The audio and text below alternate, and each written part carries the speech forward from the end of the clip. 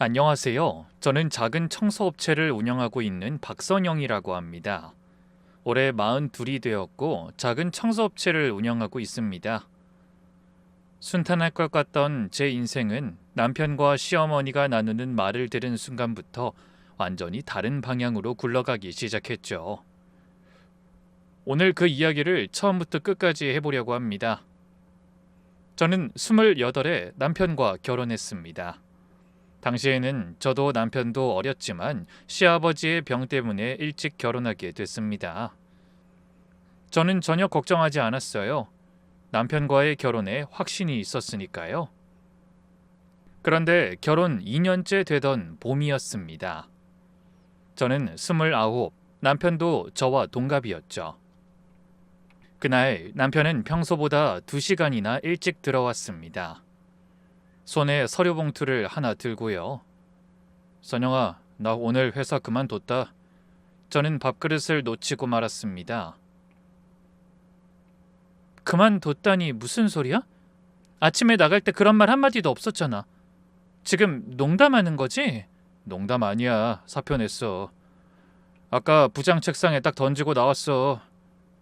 야, 내가 언제까지 남 밑에서 굽신거리면서 살아야 되냐? 나 그런 인간 아니야. 그런 인간 아니면 어떤 인간인데? 우리 대출금이 얼마인 줄은 알아? 당신 월급 없으면 이 집 다음 달에 어떻게 되는지 계산은 해보고 사표 던진 거야? 그러니까 사업을 하겠다는 거잖아.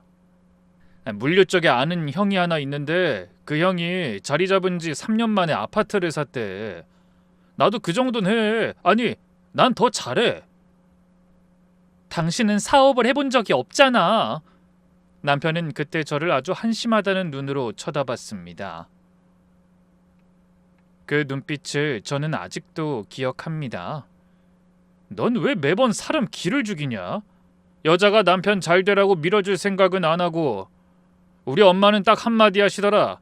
우리 아들이 하면 다 잘 될 거라고. 기가 찼지만 이미 엎질러진 물이었어요. 게다가 남편은 제가 간섭하는 걸 극도로 싫어했어요. 그리고 남편의 사업은 정확히 2년 만에 끝났습니다. 끝나는 방식도 요란했습니다. 거래처 하나가 물건값을 떼먹고 도망갔고 남편은 그걸 막겠다고 카드론의 제2금융권에 손을 댔습니다. 저는 마지막까지 그 사실을 몰랐습니다. 어느 날 아침 현관문에 빨간 딱지가 붙어있는 걸 보고서야 알았죠. 이게 뭐야? 여보, 대답 좀 해봐. 그거 별거 아니야. 곧 정리돼. 며칠만 기다려. 별거 아닌 종이를 법원에서 붙이고 가? 지금 빚이 얼마야? 정확한 숫자를 말해. 나도 알아야 할 거 아니야. 남편은 한참을 입을 다물고 있다가 아주 작은 목소리로 말했습니다. 4억. 저는 그 자리에 주저앉았습니다. 그날 밤 시어머니가 오셨습니다. 이번에는 제 손을 잡고 우시더군요. 애미야, 우리 성재 좀 살려줘. 응? 이 어미가 이렇게 빌게. 쟤 저러다가 죽어. 어젯밤에도 잠을 못 자고 베란다에 서 있더라. 내가 얼마나 가슴이 철렁했는지 아니? 어머니, 저희한텐 4억이 없어요. 전세 보증금 빼도 안 돼요. 그러니까 사돈 어른한테 말씀을 좀 드려봐. 사위 일인데 모른 척 하시겠니? 그리고 너도 이제 팔 걷어붙일 때가 됐지. 시집 와서 편하게 살림만 했잖니. 살림만 했다는 말에 저는 잠깐 숨이 막혔습니다. 결혼 직전에 저는 아버지 청소회사에서 일하고 있었습니다. 직원이라고 해봐야 아주머니 6분에 아버지, 저까지 8이었죠. 그런데 결혼하자마자 남편이 그러더군요. 당장 그만둬. 내 아내가 남의 회사 화장실 닦고 다니는 거 나는 못 참아. 사람들이 날 뭘로 보겠냐? 그래서 그만뒀습니다. 대신 남편이 출근하고 나면 몰래 아버지를 도우러 다녔습니다. 일손이 없어 환갑 넘은 아버지가 혼자 계단을 오르내리는 걸 두고 볼 수가 없었거든요. 오후 5시면 집에 돌아와 샤워를 하고 저녁상을 차렸습니다. 남편은 3년 동안 그걸 몰랐습니다. 저더러 일 그만두라고 할 때는 언제고 이제와 편하게 살았다니 누가 그만두고 싶어서 그만뒀나요? 할 말은 많았지만 꾹 참고 친정으로 갔습니다. 아버지 앞에 무릎을 꿇었죠. 아버지, 저 다시 일할게요. 일만 시켜주세요. 아버지는 한참 저를 내려다보시다가 한숨 쉬시더군요. 네 남편은 뭘 하고 네가 와? 남편도 직장 알아보고 있어요. 그날부터 저는 새벽 4시에 집을 나섰습니다. 남편은 1년을 방에 누워 있었고요. 1년이 지나서야 중견기업 한 곳에 겨우 들어갔습니다. 첫 월급을 받아온 날 남편이 봉투를 흔들며 말했습니다. 자, 이제 됐지? 너 내일부터 그만둬. 무슨 소리야? 지금 빚이 2억 넘게 남았는데 뭘 그만둬? 그러니까 그건 내가 갚는다니까. 창피해 죽겠어. 사람들이 물어보면 내가 뭐라고 해야 되냐? 우리 와이프 청소부요 뭐 이래야 돼? 그때 마침 시어머니가 들어오시면서 거드셨습니다. 그래 애미야, 이제 성재가 벌잖니. 여자가 나서면 집안이 시끄러워. 남들 눈도 있고. 저는 그날 처음으로 목소리를 냈습니다. 남편이 아니라 시어머니를 똑바로 보면서요. 어머니, 4억 중에 2억을 누가 갚았을까요? 그야 뭐 다 같이 고생했지. 그때 남은 빚이 아직 2억이었습니다. 사업 정리하면서 전세 보증금을 다 밀어 넣었는데도 그랬죠. 저희는 그때부터 반지하 월세로 옮겨 살았습니다. 남편은 그 이야기를 밖에서 한 번도 한 적이 없습니다. 제가 갚았습니다. 이 손으로요. 어머님 아드님이 2년 동안 만든 빚을 제가 새벽마다 남의 건물 변기 닦아가면서 갚았어요. 근데 뭐가 부끄러워요? 부끄러운 건 빚 갚을 생각이 없는 사람이죠. 애미야, 말이 좀 심하다. 심한 게 아니라 사실이에요. 어머니, 저 그만 안 둡니다. 그리고 저는 제 직업이 하나도 부끄럽지 않아요. 생계가 먼저예요. 체면은 배부른 사람이 챙기는 거고요. 시어머니는 그날 아무 말도 못하고 가셨습니다. 그 뒤로 두 사람은 저더러 그만두라는 말은 하지 않았습니다. 대신 손만 더 벌렸죠. 35세 아버지가 뇌경색으로 쓰러지셨습니다. 저는 회사를 물려받았습니다. 10년 가까이 일을 악물고 뛰었더니 직원이 20명이 됐고 작년 매출은 12억이 넘었습니다. 그래도 저는 가끔 새벽 4시에 나갑니다. 신입교육은 제가 직접 하거든요. 그렇게 일을 하는 저에게는 이상한 버릇 하나가 생겼습니다. 쓰레기 봉투를 보면서 추론을 하게 되더라고요. 약봉투에 찍힌 조제 날짜, 영수증에 찍힌 상호와 승인 시각, 배달 용기의 개수, 택배 송장에 적힌 수령인 이름. 10년 넘게 남의 건물을 치우다 보니 저절로 눈에 들어오더군요. 저희 회사 이사님은 그걸 보고 늘 웃으셨습니다. 아이, 사장님은 무슨 형사 같아요. 봉투만 보면 다 아시네. 이사님, 이게 무슨 자랑이겠어요. 아무 쓸모도 없는 버릇이에요. 남의 쓰레기나 읽고 있으니 참 한심하죠. 정말 그렇게 생각했습니다. 아무 쓸모없는 버릇이라고요. 그 무렵 시어머니의 전화는 한 달에 2-3번씩 왔습니다. 애미야, 어미가 요즘 허리가 영 안 좋다. 그 병원에서 주사를 맞아야 한다는데 그게 한 대에 30만 원이란다. 늙으면 몸이 재산이라는데 돈이 없어. 어머니 계좌로 보내드릴게요. 병원 잘 다녀오세요. 아이고, 우리 며느리밖에 없어.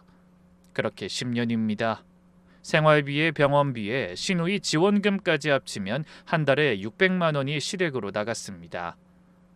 저는 10년 된 경차를 타고 시장에서 산 15,000원짜리 점퍼를 입고 다녔는데도요.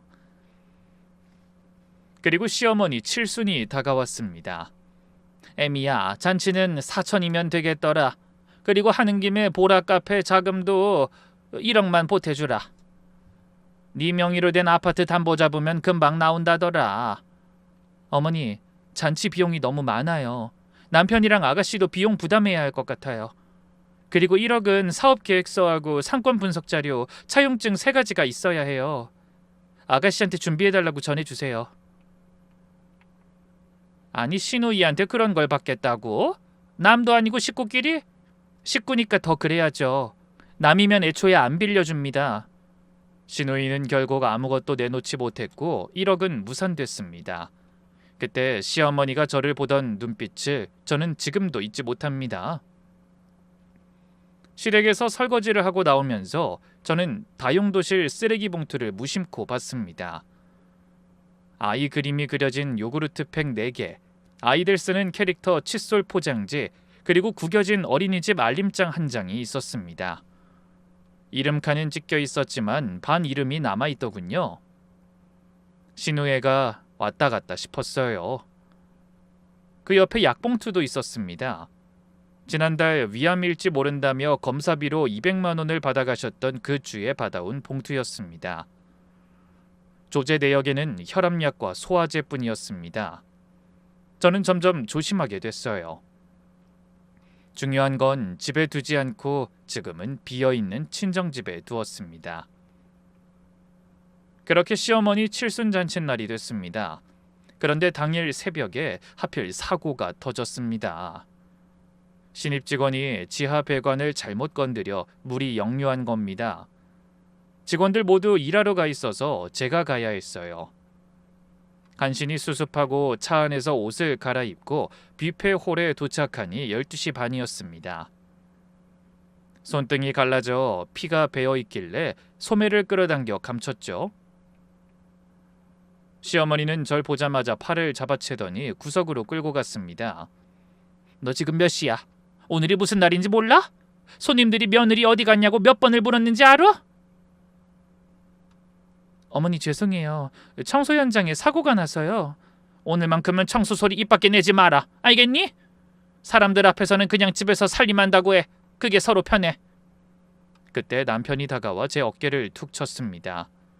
손 좀 넣고 있어. 그거 남들 보면 흉해. 저는 손을 소매 안으로 밀어 넣었습니다. 문제는 그 다음이었습니다. 남편의 고등학교 동창이라는 분이 저를 알아본 겁니다. 몇 달 전 신입교육 때 마주친 적이 있는 분이었죠. 재수씨, 저 기억하시죠? 그 강 건너 그 오피스 건물이요. 그때 봤잖아요. 아유, 제가 그때 사장님이신 줄도 모르고 여사님이라고 불렀네. 성재야, 너 왜 말을 안 했냐? 재수씨가 청소업체 사장님이라고. 홀 안의 공기가 순식간에 굳었습니다. 남편의 얼굴이 하얗게 질리더군요. 아, 그게 사장은 무슨 그냥 조그맣게 하는 거야. 조그맣긴 거기 관리 업체면 꽤 되는데 아니야? 그때 시어머니가 끼어들었습니다. 아주 인자한 목소리로요. 아이고, 우리 며느리가 좀 험한 일을 해요. 여자 몸으로 굳은 일 하니 내가 늘 안쓰럽지 뭐예요. 그래도 착해서 시어미 칠수는 챙겨주네. 험한 일, 그 말이 홀 전체에 울렸습니다. 사람들이 저를 보는 눈이 달라지는 게 느껴졌습니다. 무대 인사 시간이 됐습니다. 시어머니가 마이크를 잡으셨죠. 오늘 이 늙은이 칠순에 이렇게 와주셔서 감사합니다. 제 아들 성재가 회사에서 잘 나가고 있고요. 우리 딸 보라가 요즘 사업 준비를 아주 야무지게 하고 있습니다. 저는 자식복 하나는 타고났어요. 4천만 원을 낸 며느리 이름은 끝내 나오지 않았습니다. 한 번도요. 저는 박수를 쳤습니다. 그리고 화장실에 가서 현장 확인하려고 휴대폰을 찾다가 대기실에 두고 온 걸 알았죠. 되돌아가 문고리를 잡으려는데 안에서 남편 목소리가 새어나왔습니다. 엄마 나 진짜 못하겠어. 아까 봤지? 애들 다 있는 데서 청소 보라고. 내가 얼굴을 못 들겠더라. 창피해서 밥이 안 넘어가. 쪽팔려도 참아. 울집 돈줄인데. 참으라는 소리만 10년째잖아. 언제까지 참아야 되는데? 명의만 넘어오면 돼. 그때까지만 참어. 아파트 하나만 넘어오면 그 다음부턴 저거 눈치 볼 일 없어. 어미가 다 알아보고 있으니까 넌 가만히 있어. 진짜 되는 거 맞아? 되게 만들어야지. 저쪽에도 다 말해놨다. 조금만 기다리라고. 우리 준서 유치원 들어갈 때까지는 정리한다고 했어. 문 앞에서 저는 숨을 쉬지 않았습니다. 돈줄. 저는 사람이 아니라 줄이었습니다. 4억을 갚고 10년 동안 200만 원이 넘는 용돈을 갖다 바쳤어요. 가족이라고 새벽마다 남의 변기를 닦아 만든 돈으로 온갖 것을 누렸으면서 저더러 쪽팔린다고. 온몸이 달달 떨릴 정도로 열받은 건 처음이었어요. 다만 이걸 알리기 싫어 저는 웃는 얼굴로 대기실에 들어갔습니다. 그리고 아무 일 없는 것처럼 행동했어요. 지금 당장 화내서 모든 걸 망칠 생각은 없었습니다. 아주 천천히 그리고 갑작스럽게 자기들이 했던 짓 그대로 돌려줄 생각이었으니까요. 칠순잔치 다음 날 아침이었습니다. 남편이 커피잔을 들고 식탁에 앉더니 아주 태연한 얼굴로 말을 꺼내더군요. 선영아, 어머니 사시는 그 아파트 말이야. 그거 이참에 어머니 명의로 돌리자. 갑자기 무슨 소리야? 그 집은 내 명이잖아. 어머니가 칠순이신데 집 한 채는 명의로 갖고 계셔야 마음이 편하지 않겠냐. 남들 보기에도 그렇고. 너도 며느리가 돼서 그 정도는 해줘야. 싫어. 뭐? 싫다고. 그 집 안 넘겨. 남편의 얼굴이 시뻘개졌습니다. 너 지금 뭐라 그랬어? 어머니 칠순 지나고 하루 만에 이러는 거야? 사람이 어떻게 이렇게 변하냐? 변한 게 아니라 원래 내 집이야. 내가 새벽에 나가서 번 돈으로 산 집이고 어머니는 10년째 공짜로 사시는 거고. 그런데 왜 명의까지 넘겨야 되는지 난 이해가 안 돼. 공짜라니 말 다 했어? 우리 엄마가 무슨 새빵 얻어 사는 거지야? 그럼 뭐 월세를 내셨어? 관리비 한번 내신 적 있어? 그 와중에 나한테 용돈은 한 달에 200만 원 넘게 받아가셨어. 남편은 할 말이 없는지 저를 노려보고는 문을 쾅 닫고 나갔습니다. 저는 그날 밤 처음으로 제가 돈을 쓰레기통에 버리고 있었다는 걸 깨달았어요. 남편 사업비 대납, 시어머니 생활비와 병원비, 시누이 지원금, 시어머니가 사시는 내 명의 아파트, 시누이에게 지원해준 전세 보증금, 그리고 남편이 쓰는 가족 카드까지. 제가 남의 가게 닦아가며 번 피 같은 돈들이 저 쓰레기 같은 인간들 목구멍으로 넘어간 겁니다. 그런데 계산기를 두드리다가 이상한 걸 발견했습니다. 그동안 남편은 생활비를 한 푼도 낸 적이 없습니다. 밥값, 기름값, 옷값, 술값, 병원비 전부 제 가족 카드로 썼습니다. 저는 그게 빚 갚느라 그런 줄로만 알았습니다. 빚은 5년 전에 다 정리됐는데도요. 그럼 그 사람 월급은 어디로 가는 걸까요? 저는 몰래 저희 회사 이사님에게 남편의 월급이 어디로 빠져나가는지 확인 한 번만 해달라고 부탁했어요. 그런데 일주일 뒤 뜬금없이 은행에서 전화가 왔습니다. 박선현 고객님 되시죠? 저희 지점에서 접수된 아파트 담보대출 3억 건 관련해서 본인 확인차 연락드렸습니다. 네? 담보대출요? 전 신청한 적이 없는데요. 그 위임장으로 대리 접수가 들어와 있습니다. 대리인 성함이 최말수님으로 되어 있고요. 관계는 모친으로 기재되어 있습니다. 저는 전화기를 든 채로 한참을 서 있었습니다. 시어머니가 제 인감증명서와 위임장으로 제 명의 아파트에 3억을 대출받으려 한 겁니다. 선생님, 그 위임장 제가 지금 볼 수 있을까요? 제 명의로 들어온 서류인데 제가 신청한 적이 없으면 저도 확인은 해야죠. 고객님, 사본을 드리기는 어렵고요. 지점에 오시면 대조 확인은 도와드릴 수 있습니다. 그리고 이런 경우에는 경찰에 신고하시는 게 맞습니다. 저희도 위조 의심건으로 내부 보고를 올려야 하고요.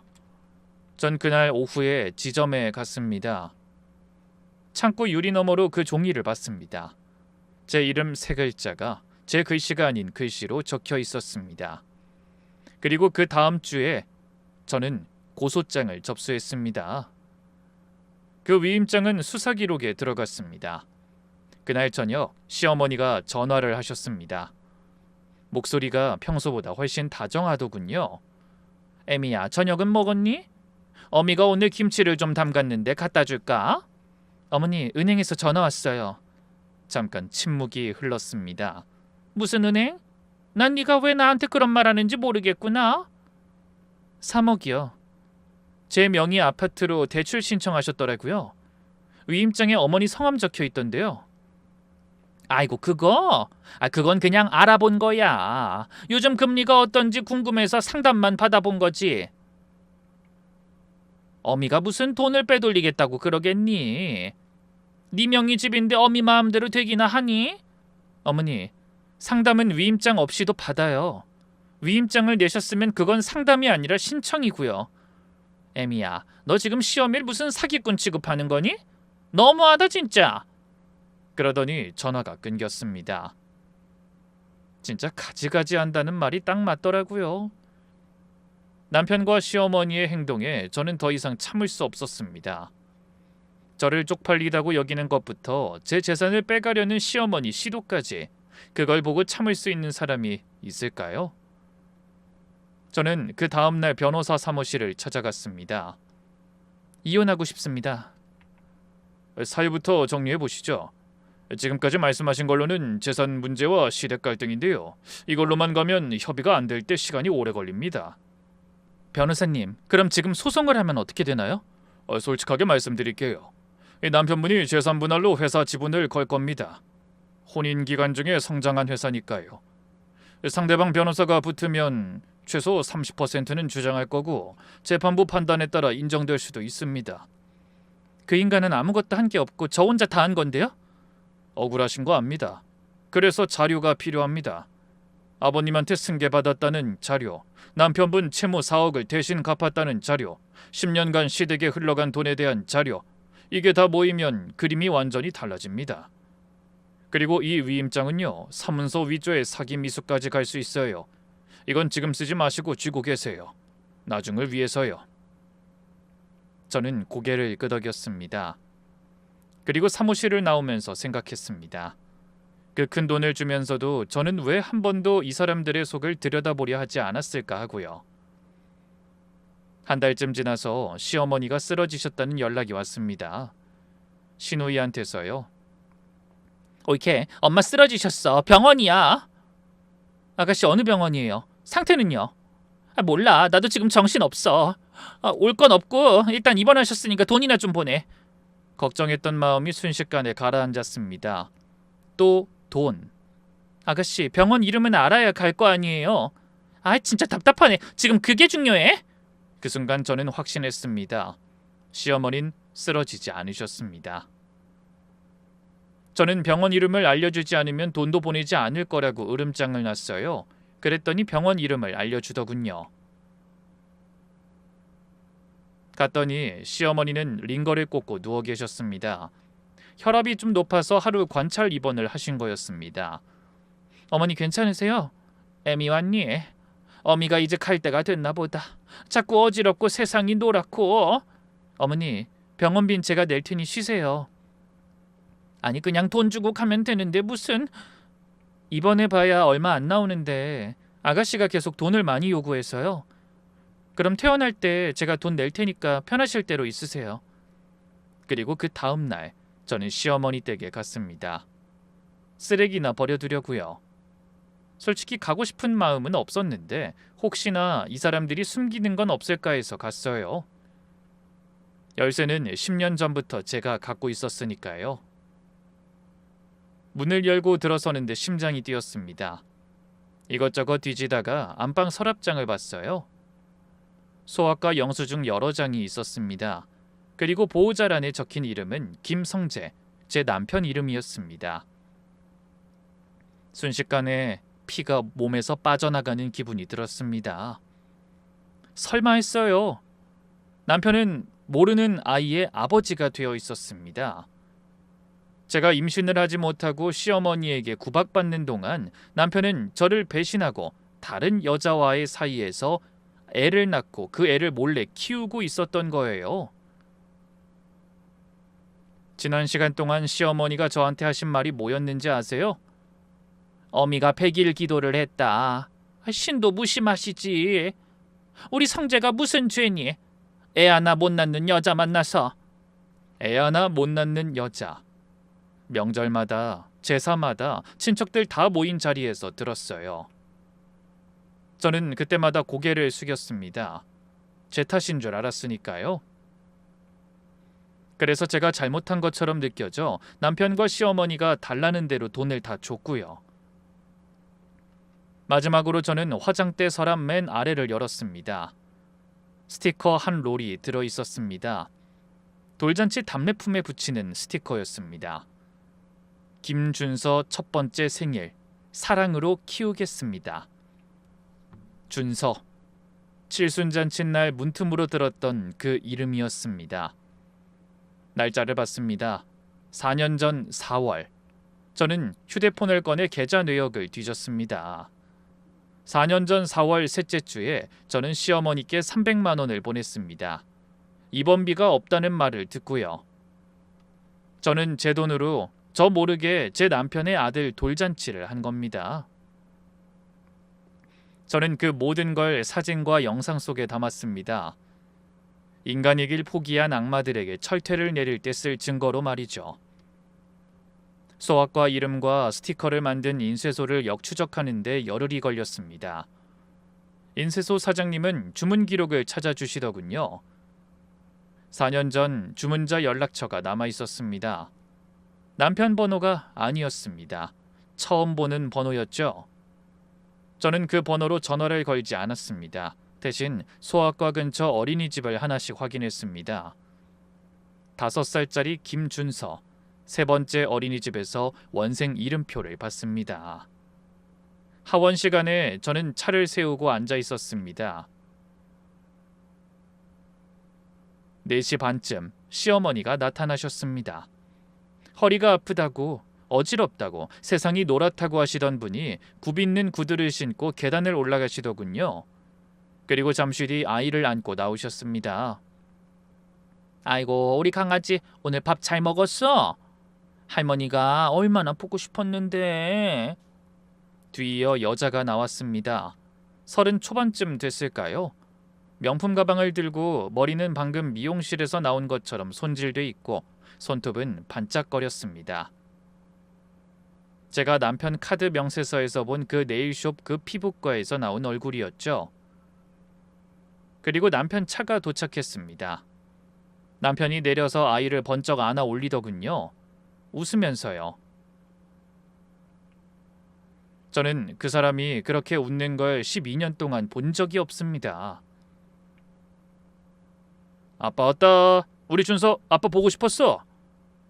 성재야, 오늘은 좀 일찍 왔네? 회사는 어쩌고? 야, 엄마 오늘 반차 썼어. 준서 데리고 키즈 카페 가기로 했잖아. 그래, 잘했다. 하영아, 너도 얼른 타라. 밖에 춥다. 하영이. 저는 그 이름을 수첩에 적었습니다. 그날 밤이었습니다.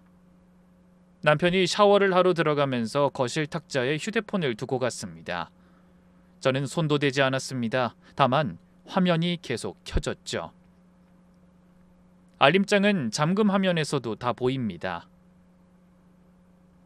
그 사람은 그동안 제가 자기 물건에 손을 안 댄다는 걸 알고 알림 미리 보기를 꺼둘 생각도 안 했던 겁니다. 오빠, 이번 달에 100만 더 안 돼? 준서 유치원 등록비가 생각보다 세. 자기 와이프는 언제 정리해? 어머님이 명의만 넘어오면 된다고 하셨다며. 나 지난달 코트 할부 남았어. 카드 좀. 저는 그 화면들을 하나하나 사진으로 남겼습니다. 제 휴대폰으로 남의 화면을 밖에서 찍은 것뿐이니까요. 변호사님이 그러셨거든요. 남의 기계는 절대 열지 말라고. 열면 제가 죄인이 된다고요. 남편이 나왔을 때 저는 거실 소파에 앉아 드라마를 보고 있었습니다. 아무 일도 없던 것처럼. 남편도 아무 생각 없이 폰을 주워들고는 안방으로 들어가더군요. 기회는 2달 뒤에 왔습니다. 남편의 고등학교 동창 모임이 있는 날이었습니다. 그 사람은 그 모임을 1년에 2번 하는데 갈 때마다 새 셔츠를 사입고 갔습니다. 물론 제 카드로요.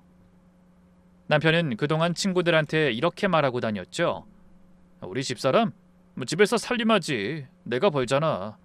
여자가 밖에 나가서 고생하는 거 난 못 봐. 전 그날 저녁 8시에 남편이 식사하는 그 식당 근처에 차를 세웠습니다. 그리고 8시 40분 저는 카드사 앱을 열었습니다. 가족카드 사용 정지 버튼을 눌렀죠. 손가락 한번 움직이는데 1초도 안 걸리더군요. 그리고 식당 앞에서 잠시 기다렸습니다. 남편의 1차 모임이 끝날 시간이었거든요. 항상 9시에 계산을 하고 2차를 갔거든요. 계산대 앞이 소란스러웠습니다. 이거 왜 안 되지? 다시 한번 긁어봐요.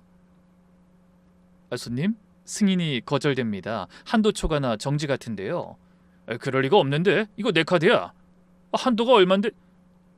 야, 이거 기계가 이상한 거 아니에요? 여전히 안 되는데요, 손님. 친구들이 웅성거리기 시작했습니다. 성재야, 그냥 내가 낼게. 얼마야? 아니야, 됐어. 내가 낸다니까. 잠깐만, 다른 카드가 있을 거야. 남편은 지갑을 뒤졌습니다. 그런데 그 지갑에 카드는 하나밖에 없었습니다. 제 명의 가족 카드요. 자기 명의 카드는 사업 실패 때 다 정지됐고 그 뒤로 10년 넘게 만들지 않았었거든요. 신용이 안 되니까요. 그때 제가 들어갔습니다. 남편이 절 보더니 얼굴이 하얗게 질렸습니다. 너가 왜 여기 있어?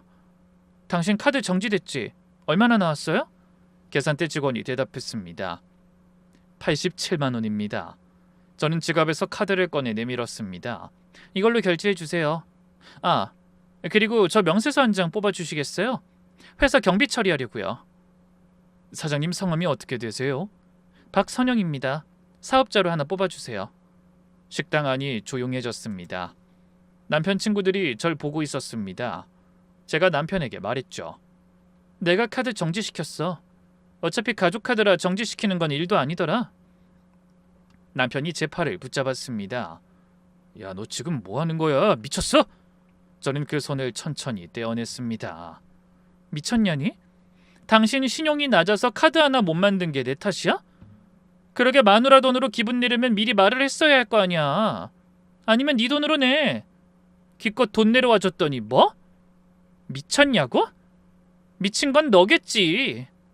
그때 남편 친구가 끼어들었습니다. 성재야, 이게 다 무슨 소리야? 그거 네 카드라며. 요즘 돈 많이 번다더니. 돈 벌긴 해요. 근데 이상하게 월급 가져온 적은 없고 제 카드만 쓰더라고요. 그래서 가족 카드 정지시킨 거고요. 당신도 이상하지? 당신 월급은 다 어디 갔어? 어제 월급날이었잖아. 그걸로 결제하면 되는데 왜 결제를 못했어? 왜 돈이 한 푼도 없어? 남편 얼굴이 일그러지더군요. 너 진짜 갑자기 왜 이래? 저는 웃으며 남편에게 물었습니다. 여보, 지금 쪽팔리지? 제 말에 남편이 저를 달래려는 듯 말하더군요. 선영아, 나가서 얘기하자. 그래도 당신이 참아. 이 집 돈줄이 나잖아. 남편의 얼굴이 종이장처럼 하얘졌습니다. 그 말이 어디서 나온 말인지 그 사람은 아니까요. 너 그거 어떻게... 어머니 칠순날 대기실 문 앞에서 들었어. 쪽팔려도 참으라고. 울집 돈줄이라고. 어머니가 그러셨잖아. 그리고 당신은 언제까지 참아야 되냐고 물었고. 그건 그런 뜻이 아니라. 괜찮아. 네가 나 우습게 본 게 그때가 처음도 아니고. 청소업체 운영하는 거 부끄러워하는 것도 알아. 근데 그 청소에서 번 돈으로 네가 호의호식하고 다니면 적어도 마누라 욕은 하지 말았어야지. 사람들한테 날 쪽팔린다고 말을 해? 나 그 가족 카드 절대 풀어줄 생각 없어. 앞으로 네 생활비는 네가 알아서 해. 저는 그렇게 말하고 밖으로 나와버렸습니다. 그때 주차장까지 남편이 쫓아왔습니다. 선영아, 야 잠깐만, 우리 얘기 좀 하자. 할 얘기 없어. 집에 서류 있어. 이혼 합의서. 도장 찍어놔. 그 순간 남편이 무릎을 꿇었습니다. 주차장 바닥이에요. 이혼은 안 돼. 그것만은 안 돼, 선영아. 내가 잘못했어. 내가 다 잘못했어. 한 번만 봐줘. 뭐 하는 짓이야?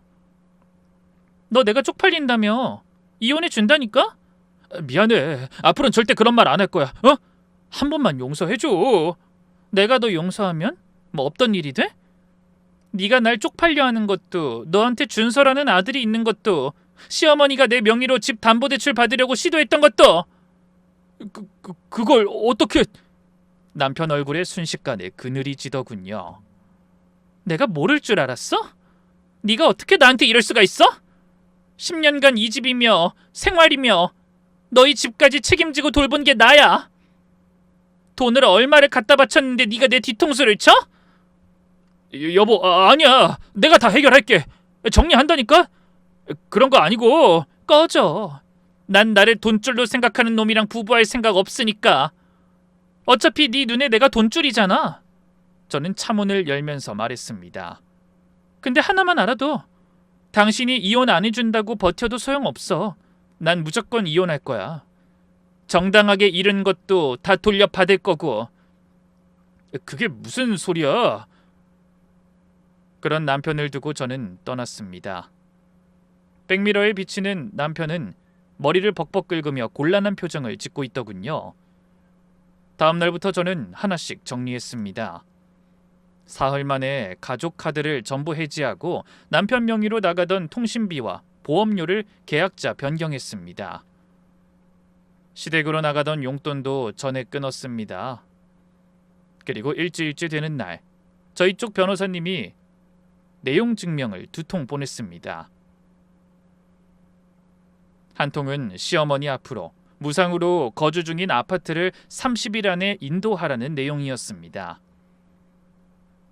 다른 한 통은 시누이 앞으로 제 돈으로 낸 전세보증금 1억 5천을 반환하라는 내용이었죠. 같은 날 상간녀 앞으로 상간 위자료 소송을 걸었고 시어머니 앞으로 사문서 위조 고소장을 접수했습니다. 마음먹으니 일주일이면 정리가 되더군요. 전화가 미친 듯이 울리기 시작했습니다. 먼저 시누이였습니다.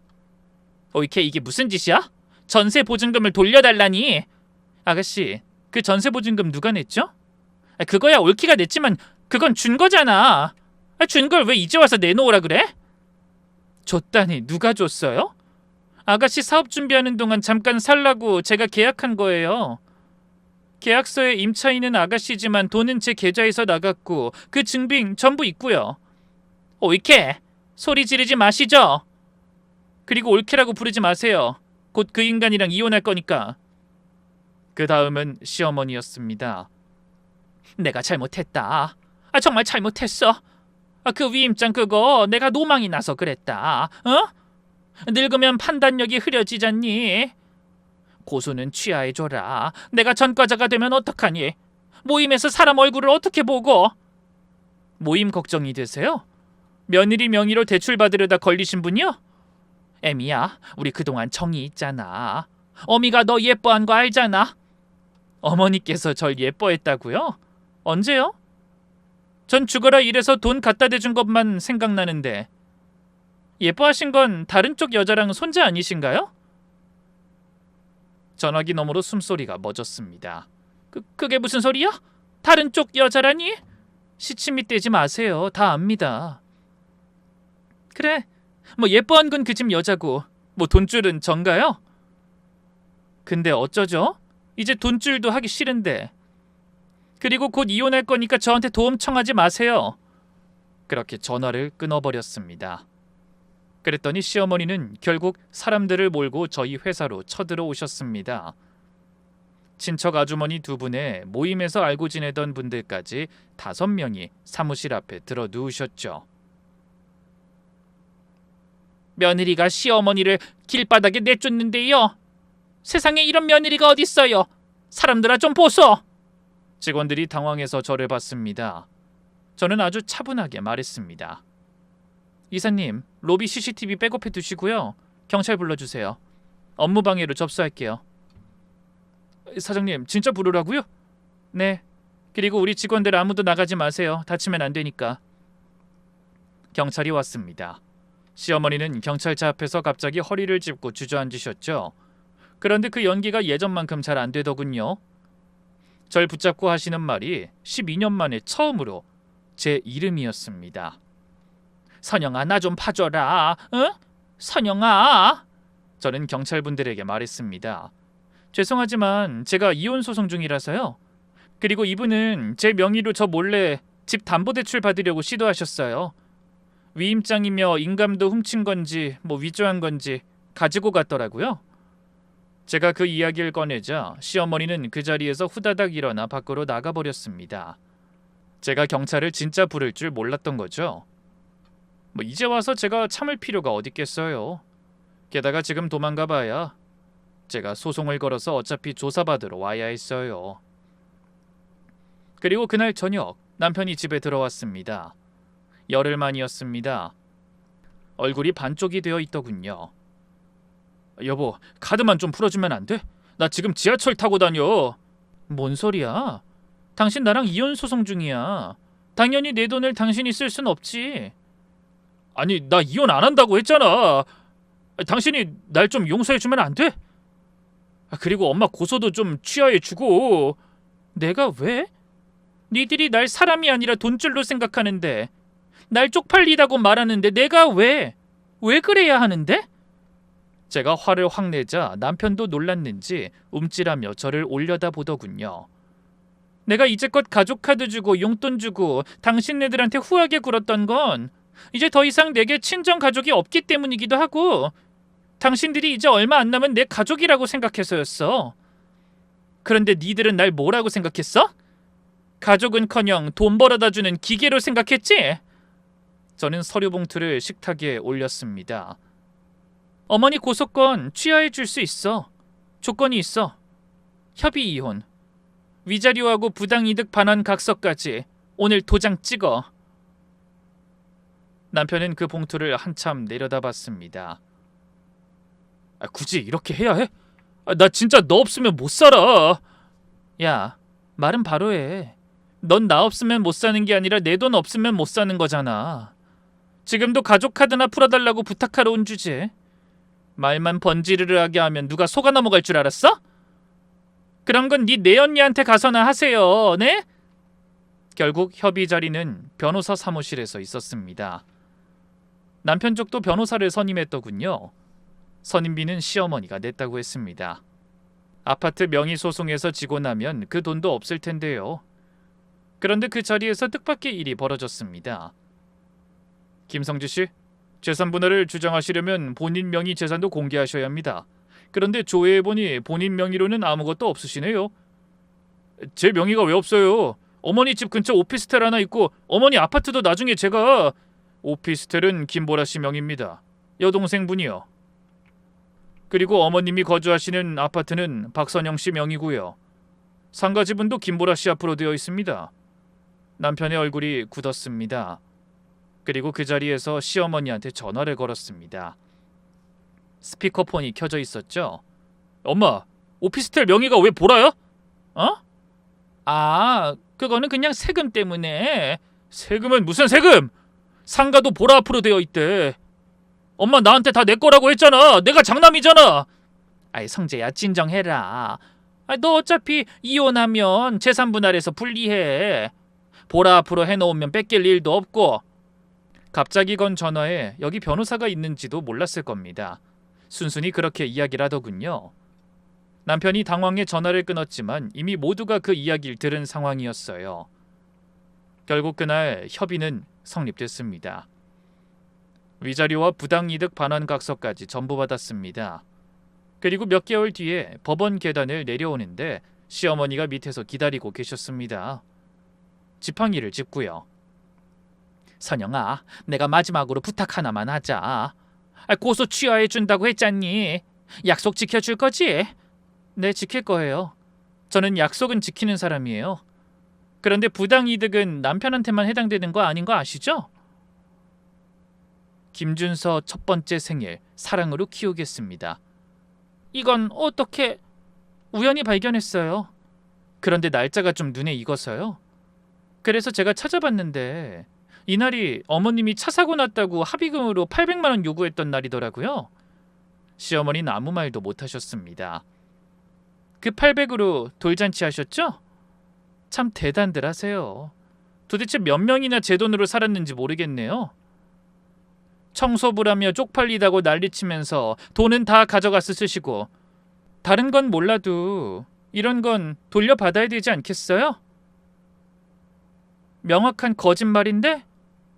뭐 또 찾아보면 저 속이고 손주에게 돈 쓴 거 있겠죠. 그것도 다 청구할 거예요. 그건 너무 가혹하잖아. 힘도 없고 일도 안 하는 늙은이한테 뭘 얻을 게 있다고. 저한테서 뜯어서 그 여자랑 손주한테 줬으니 이번엔 그 여자한테 받아서 저한테 주시면 되죠. 손해보실 거 없으신데 뭔 걱정이세요? 전 그렇게 말하고 돌아섰습니다. 그렇게 저와 남편은 남남이 됐고 시댁과도 모든 인연을 끊었습니다. 그리고 이혼 후 회사는 급성장했습니다. 시댁으로 나가던 돈이 안 나가고 시댁 때문에 쓰던 시간과 마음이 안 들어가니까 성장이 되더군요. 그래도 저는 여전히 새벽 4시에 일어납니다. 신입교육은 아직도 제가 직접 하고요. 시장 옷을 입고 12년 된 경차는 최근에야 바꿨습니다. 그리고 재작년에 회사 명의로 낡은 근린 상가 하나를 샀습니다. 사옥 겸 자재 창고가 필요했거든요. 위층은 사무실로 쓰고 아래층 점포 4개는 그냥 임대로 놓았습니다. 부동산 사장님한테 관리를 맡겨두고 저는 신경을 안 썼죠. 그러던 어느 날 저희 회사 이사님이 서류를 들고 오셨습니다. 사장님, 1층 끝 점포 새로 계약됐는데요. 반찬 가게래요. 그런데요? 임차인 이름 좀 보세요. 임차인 최말순. 저는 그 종이를 한참 봤습니다. 명도 소송에서 지고 아파트를 나오신 시어머니는 반지하로 옮기셨다고 들었습니다. 시누이는 명의로 되어 있던 재산을 챙겨서 연락을 끊었다고 하고요. 시어머니는 마지막 미천으로 반찬 가게를 여신 모양이었습니다. 30년 시장 장사 경력이 있으시니까요. 임대료가 싸고 시장 상권이 가까운 자리를 찾다가 우리 건물로 들어오신 겁니다. 계약서에는 법인 이름만 적혀 있었으니 그게 며느리 회사인 줄은 모르셨겠죠. 사장님 어떻게 할까요? 계약 파기할까요? 아니요, 이사님. 그냥 두세요. 괜찮으시겠어요? 괜찮아요. 다만 다음 주에 임대차 조건 협의 있잖아요. 그건 제가 직접 갈게요. 이틀 뒤 저는 서류철을 들고 시어머니를 만나러 갔습니다. 안녕하세요. 임대인 측에서 나왔습니다. 시어머니가 사람 좋은 얼굴로 고개를 들다가 제 얼굴을 보고 깜짝 놀랐습니다. 너가 왜? 오랜만이에요. 이게 무슨... 계약하시려는 건물 저희 회사 거예요. 2년 전에 샀거든요. 시어머니 얼굴이 새하얗게 질리더군요. 그러더니 갑자기 표정을 바꾸시고 다가오셨습니다. 예전 그 인자한 목소리로요. 선영아, 그동안 잘 지냈니? 이게 다 인연인가 보다. 응? 하늘이 우리를 다시 붙여주신 거야. 이것 봐라. 인연은 깨지는 게 아니야. 어머니, 저 지금 임대인 자격으로 온 거예요. 그래도 우리가 남이니? 12년을 한 식구로 살았는데. 선영아, 어미가 요즘 정말 힘들다. 장사가 안 돼. 월세 좀 깎아주면 안 되겠니? 저는 서류를 테이블에 펼쳤습니다. 어머니, 계약서 보시면 월세 120에 관리비 15만 원이에요. 이 상권에서 제일 싼 편이고요. 그리고 이건 부동산에서 정한 시세대로 나온 거예요. 제가 깎아드리면 다른 세입자분들한텐 불공평해집니다. 선영아, 이 어미한테 이럴 수가 있니? 남들한테 어떻게 보이겠니? 저 이제 어머니 돈줄 아니에요. 어머니는 이제 제 세입자일 뿐이죠. 시어머니 얼굴이 빨갛게 변했습니다. 수치스러울 거예요. 저한테 이렇게 전전긍긍해야 한다는 게. 쪽팔리세요? 근데 뭐 어쩌겠어요. 안 참으면 이 정도로 계약할 수 있는 곳이 드문 건 아시죠? 시어머니 입술이 떨리더군요. 칠순잔치 대기실에서 하셨던 그 말을 저는 그동안 하루도 잊은 적이 없었습니다. 선영아, 그 어미가 그때 그 말은... 시어머니가 희망을 품는 듯 저를 보더군요. 저는 그 희망에 찬물을 끼얹었어요. 근데 제가 공실이 남아더라도 어머니한테 임대해줄 생각은 추호도 없어요. 그게 무슨... 어머님 제 건물로 허튼 짓 한 전적이 있잖아요. 그런 주제 저더러 당신하고 계약을 하라? 전 절대 못해요. 문을 열고 나오는데 뒤에서 시어머니 목소리가 들렸습니다. 선영아! 내가 잘못했다. 이젠 그만 화 좀 풀어. 여기 아니면 갈 곳도 없어. 저는 돌아보지 않았습니다. 정말 더 이상 꼴도 보기 싫었거든요. 그 무렵 남편 소식도 건너들었습니다. 부당이득 반환각서 때문에 재산 분할로 가져간 건 거의 없었고 동창 모임 일과 이혼 사유가 사내에 퍼지면서 결국 권고사직을 당했다고 하더군요. 그리고 상간녀 위자료 판결금은 한 푼도 들어오지 않았습니다. 그 여자는 재산이 정말 하나도 없었거든요. 6년 동안 남편 월급 전액에 제 카드까지 썼는데도 통장 잔고는 늘 0원이었습니다. 전부 옷과 가방과 얼굴에 썼던 겁니다. 변호사님이 그러시더군요. 박선영 씨, 이건 회수가 어렵습니다. 통장에도 명의에도 아무것도 없어요. 이런 사람이 제일 무서워요. 잃을 게 없으니까요. 괜찮아요, 변호사님.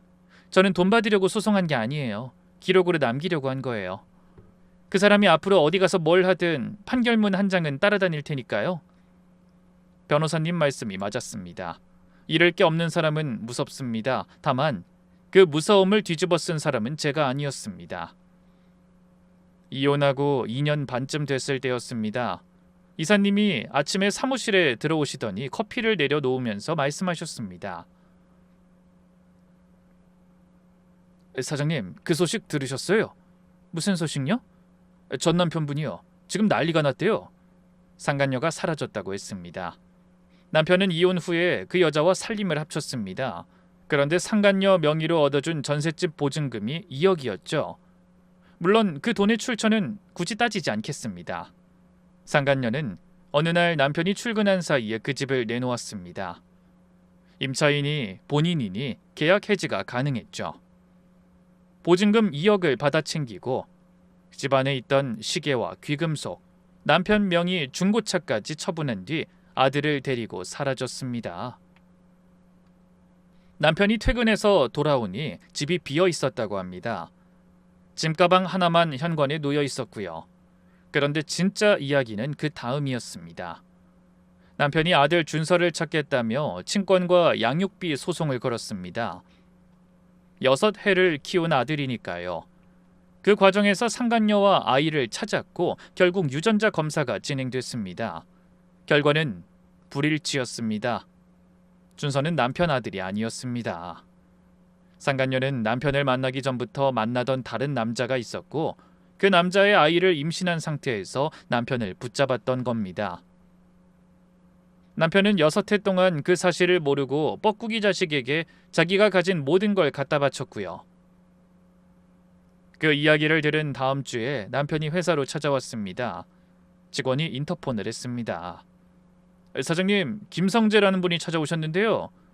들여보내지 마세요. 제가 갈게요. 밖으로 나갔더니 전 남편이 서 있었습니다. 이혼 후 꽤 오랜만에 보는 얼굴이었는데 10년은 늙어 보이더군요. 외투가 낡아 있었고 신발이 다 해져 있었습니다. 선영아, 무슨 일이야? 바쁘니까 용건만 말해. 준서가 내 아들이 아니래. 들었어. 그년이 내 돈 다 갖고 도망갔어. 집도 없어. 나 지금 고시원 살아. 그래서? 남편이 무릎을 꿇으려고 하더군요. 저는 손을 들어 막았습니다. 하지마. 지금 대화에서 나한테 무릎 꿇을 일은 하나도 없었는데 왜 꿇어? 선영아, 나 한 번만 도와줘. 나 진짜 죽을 것 같아. 엄마도 나 안 만나줘. 가족들도 연락 끊었어. 나 진짜 아무도 없어. 너무 어이가 없었죠. 이혼한 전처한테 와서 살려달라니. 봐, 그 여자가 나한테 장난친 거야. 난 속아 넘어갔을 뿐이고. 이건 당신이 봐줘야 하는 거잖아. 나 애도 없고 깨끗해. 당신한테 다시 돌아갈 수 있어. 저는 자기 좋을 대로 생각하는 전 남편을 보며 차갑게 말했습니다. 당신 그동안 나한테 뭐라고 했는지 기억나? 무슨 말? 내가 뭐라고 했는데? 내가 쪽팔리다며. 네 엄마한테도 네 친구들한테도 말하고 다녔잖아. 기억 안 나? 그땐 너무 철이 없었던 거지. 나도. 웃기지 마. 너 지금 여기 와서 이러는 거 정말 속 보여. 진짜 너무 투명하게 보여. 그래서 정말 짜증나. 네 눈엔 내가 아직도 어리숙해 보여? 네가 해달라면 다 해주는 호구로 보이냐고. 그 애가 네 애가 아니라고 네가 바람 피운 게 없어져? 머리에 든 게 얼마나 빈약하면 하는 생각이 다... 바람 피운 건 내가 잘못했다고 사과하잖아. 게다가 잘못은 하영이가 있고 걔는 나한테 사기를 쳤어. 솔직히 나도 진심은 아니었고. 언젠 사랑한다며. 진심이 아니었다는 말을 지금 나한테 하는구나.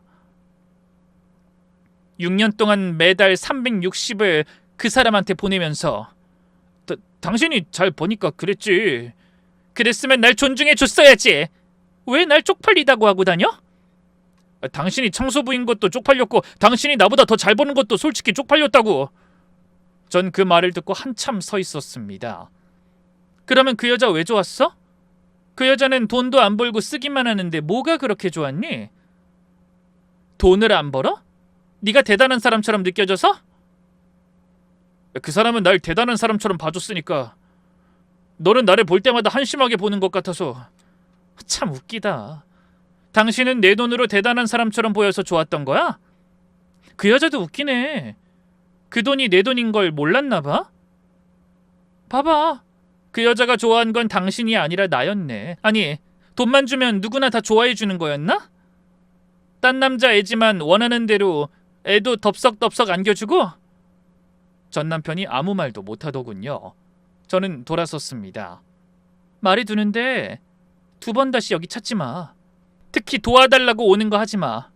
내가 왜 널 도와줘야 해? 네가 날 괴롭힌 장본인인데? 선영아. 남편이 복도바닥에 그대로 주저앉았습니다. 저는 돌아보지 않았습니다. 그리고 그 소문은 오래 안 가서 다 퍼졌습니다. 칠순잔치에 왔던 하객들, 친척들, 모임 사람들, 시장 상인들까지요. 시어머니가 마이크를 잡고 자랑하셨던 것들이 전부 거짓이었다는 게 밝혀진 겁니다. 잘 나간다던 아들은 권고사직의 고시원 신세였고 야무지게 사업 준비 중이라던 딸은 재산 챙겨 잠적했고 애지중지하던 손주는 남의 아이였습니다. 전 남편은 고시원에서 지내고 있습니다. 신용회복 절차를 밟는 중이고 상간녀가 남기고 간 채무 문제로 소송에도 걸려 있다고 들었습니다. 상간녀는 아직 못 찾았습니다. 아마 다른 남자를 만나 또 그렇게 살고 있겠죠? 시어머니는 기초생활수급 신청을 하셨다고 들었습니다. 아들과도 딸과도 연락이 끊겼다고 하고요. 30년 나가시던 시장에는 이제 못 나가십니다. 소문이 다 퍼졌으니까요. 시누이는 명의로 되어 있던 재산을 챙겨 어디론가 갔습니다. 어머니가 아들 몰래 딸한테 몰아준 재산이었는데 그 딸이 어머니를 버린 겁니다. 저희 회사는 올해 직원이 40명이 됐습니다. 작년에 여성 가장과 경력 단절 여성 우선 채용 제도를 만들었습니다. 이혼하고 갈 데 없는 분들, 남편 사업망에서 나온 분들, 그런 분들이 많이 오십니다. 참는 것과 지는 것은 다릅니다. 그리고 남을 밟고 서야 서 있을 수 있는 사람은 밟을 사람이 사라지는 순간 반드시 넘어집니다. 고마워할 줄 모르고 호의와 선의를 당연시 여기는 사람은 언젠가는 고통받게 되어 있고요. 읽어주셔서 감사합니다.